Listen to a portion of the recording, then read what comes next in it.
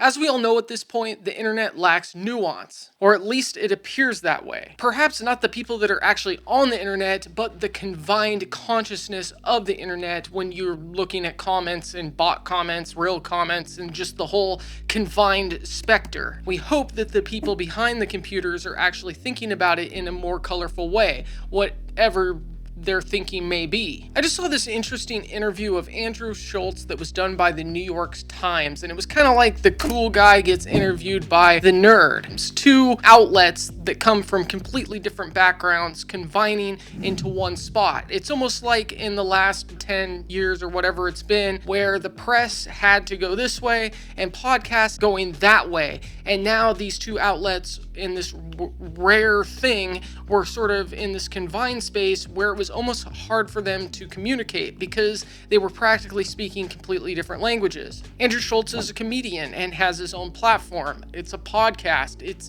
not considered legacy media. It's not necessarily journalism, although sometimes it plays the role of what at least journalism used to play. In the conversation, he talks about how he asks the questions of the guests of the things that he finds important, and it doesn't necessarily represent everybody that's watching. On the other hand, the person that was interviewing him, I don't even remember his name, and obviously most of those questions were either given to him or things that he felt that he was supposed to be asking. Yeah. It's funny. I have this long list of questions that I have sort of structured in such a way as to try and get to the sort of more provocative material in a incremental way. But I feel like we could just get into things with you and I wouldn't have to do that kind of work. You don't have to do whatever. Also, I love when you're self-reflective in your interviews. You ruminating on what you're feeling in the moment is good. But let's take the example of your interview with Donald Trump. I know that you're not a journalist. Correct.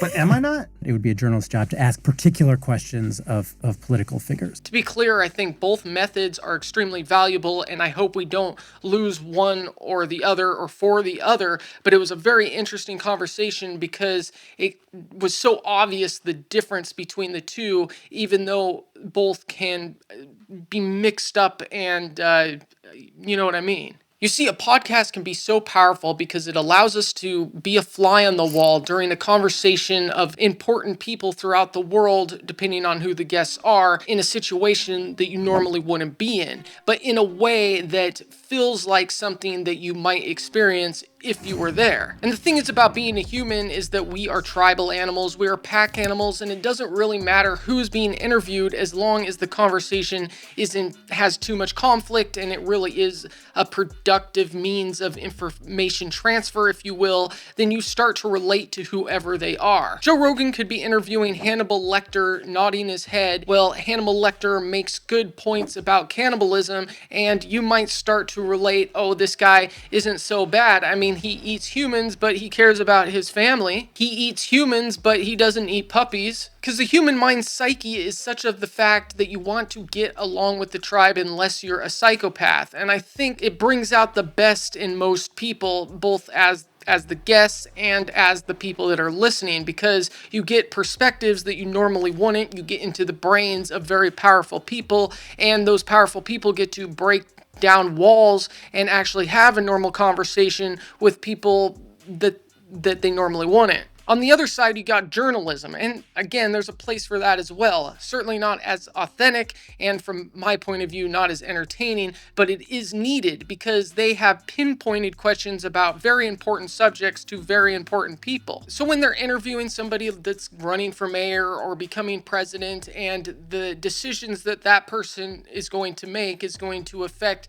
a great many people, and the conversation is led in a way to allow voters, for the interest of the voters or for the viewers, to find out what these people really want to do, not necessarily what they're like to hang out with. But of course, no matter what kind of media you're talking about, they do rely on making money. So that means they rely on views or ratings depending on the platform they're on. And the traditional media has burnt that bridge so many times because of who they're owned by and because they want sensationalized stories, along with so many clickbaity websites and YouTubers in general that paint themselves as standard media but don't act as. So for us as viewers, it's very important to understand nuance and to try to understand who owns what podcast, what paper, what their political affiliations are, what their beliefs are,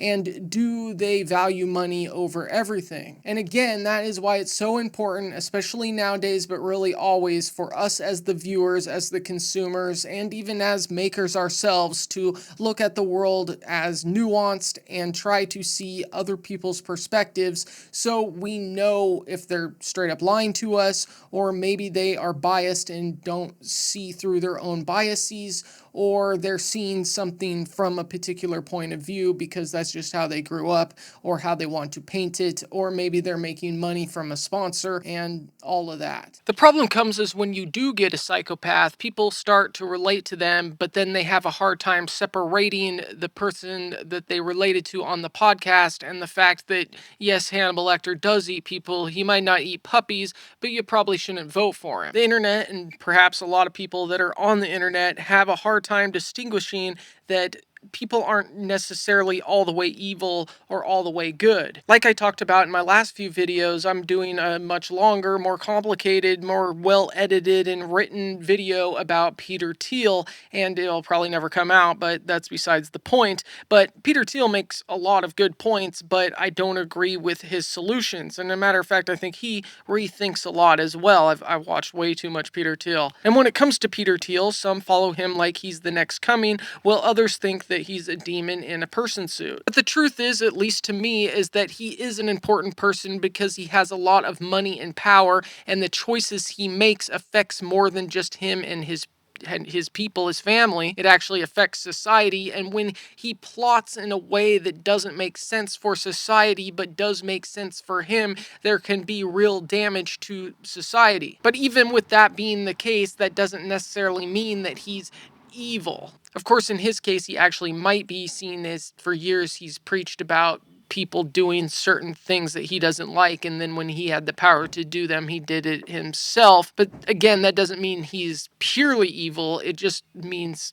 I don't know what it means. And when it comes to people thinking somebody's either really, really evil or really, really good, I don't think there's any better example on the internet, particularly when it comes to people that doesn't necessarily mean that much to humanity, than Mr. Beast. And in his case in particular, it can be the same people thinking different things at different times. He's a capitalist, he's completely evil, but he makes wells in Africa. Yeah, that's just to keep his image good and a good tax write-off. Taking advantage of culture for money, going into Mexican Mayan pyramids and stuff. I guess they don't call him a beast for nothing. Well, I could talk endless shit in both directions about him. I could suck him off for how much of a good businessman he is, or I could throw him under the bus for trying to screw over creators with his last shenanigan, being friends with PDF guy, and like at this point, a million other controversies. Personally, when I think about Mr. Beast, I think that he was the right guy at the right time, doing the right thing that made him explode. I think we're in an age of having to think for ourselves. We can't take things at face value any longer. And with so much content and more content coming,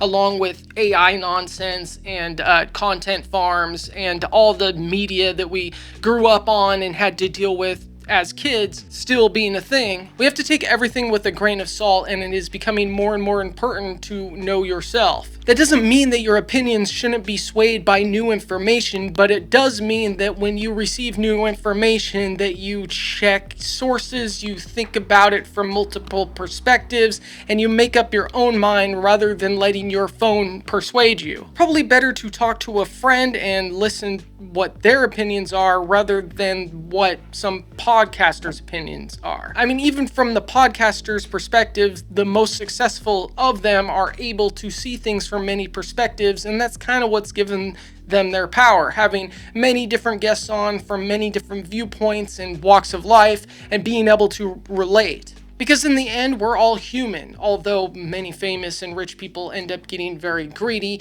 I don't believe it's all of them. And even the most greedy of them may have done some good even after the greed. But I could argue with myself in circles until the cows come home. I just wanted to make this little video to remind people everything is nuanced. Think for yourself, like, subscribe, and I'll either see you in the next video or I'll see you in the next live.